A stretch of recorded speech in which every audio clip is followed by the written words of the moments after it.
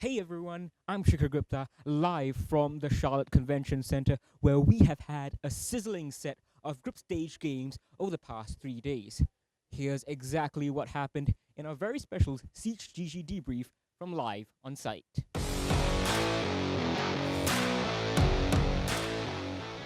Let's start with APAC, who were already struggling even before the event started after it was announced that Elevate were unable to get their visas in time for the major. But it got worse for APAC fans watching from halfway across the world. Cyclops actually started off well on day one, doing what they've never done before, winning their opening game. But it was all downhill from there, and CAG lost the next time to Xset, both times to Liquid and both times to Furia, sending them home. Direwolves and Chiefs, meanwhile, came here mainly to gain experience and weren't expected to win, nor were they expecting themselves to. Chiefs went home without a point, while Direwolves struck back with an important 8-7 win over Team 1 to save some of their blushes.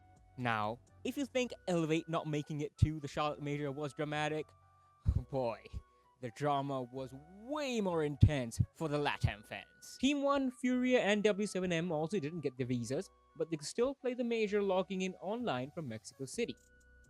Problem was, they had been practicing on 30 ping with their Charlotte-based scrim partners also on 30 ping when playing from their practice rooms.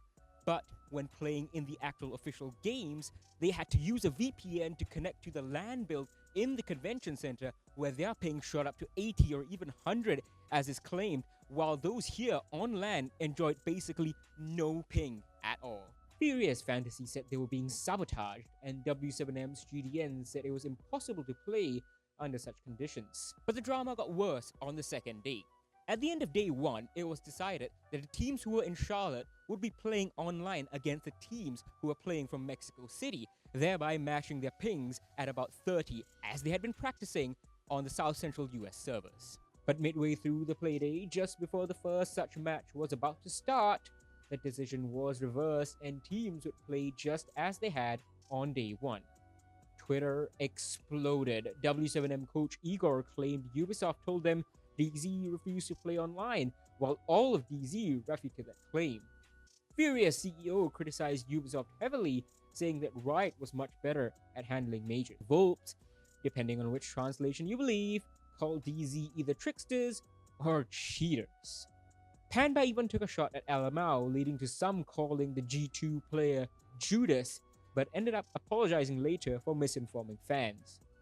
Most of the international audience agreed, though, that in the spirit of fairness, the games needed to continue as they had on day one.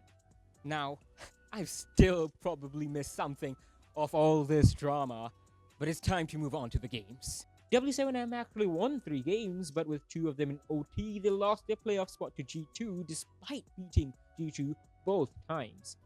Meanwhile, Furia only just missed out on qualification by 3 points, with their losses to Xset weighing heavily upon them. Team 1 only won 1 game but sneaked into the playoffs thanks to OXG in the 3-team group, where each match held extreme importance. After the match, they also announced that 3 of the players, Lagonis, Dash, RZ, will be coming to Charlotte to play on LAN from the venue itself. Maya and Dots couldn't manage to travel, but they will continue to play online from Mexico. Finally, Team Liquid were apparently in the real group of death alongside Furia, but they managed to top the group nonetheless, despite losses to Furia and Xset, showcasing their quality. Whew, that was intense. Now it's time to move on to how EU did in the group stages. Well, EU had an okay showing. BDS struggled a bit on day one, getting pushed to 7-5 by Chiefs and getting smashed by Astralis, but they recovered well to finish a comfortable second in their group. G2, meanwhile, only beat Heroic in their group, losing to DZ in OT and W7M both times, but they were still through to the playoffs. Heroic, for their part, had a really disappointing outing and finished last in their group after dealing with flight delays and lost luggage on their way to Charlotte. Finally, Wolves debuted with the new org but just couldn't make it over Astralis and BDS despite getting a respectable 8 points. Now last, but the literal opposite of the least, NA. NA had an exceedingly impressive group stage, starting with Oxygen, who went flawless in the 3-team Group A. Xset was second in Group B, but level on points with the Legends on Liquid. Not bad for a newly formed team. Dark Zero, perhaps to some people's surprise, had Group C down on lock, also topping it after losing only one game, and that too only in OT. Finally, Astralis are definitely on the way to becoming stars after they too managed to top their group with 14 points ahead of BDS. Oh man, what an impressive set of group stage games. But it is now time for the playoffs, where we're going to have a crowd right here in the Charlotte Convention Center for the first time in over 2 years since the pandemic began. Here's the bracket. We've got a set of really spicy games coming up, starting with G2 versus Team Liquid right in the quarterfinals. Where have you seen that one before? Will you be in Charlotte? Well then, come and find us here with Caliber Jacob, where we'll be doing lots of video content that will feature you over here talking about LMG meta, ranked policing, the games themselves, and really anything about Rainbow Six. Also, be sure to participate in our sign competition, where we will be giving out $50 worth of R6 credits to the best, funniest, memeiest, most beautiful sign we see here in the arena, or, well, even signs if multiple of you have such excellent taste. For more information, head to our Twitter, where we've got a couple of posts talking about this sign competition, as well as our video content that we're doing with Caliber Jacob, where you can get involved. So, who do you think is going to be taking the win over here at the end of the day on Championship Sunday?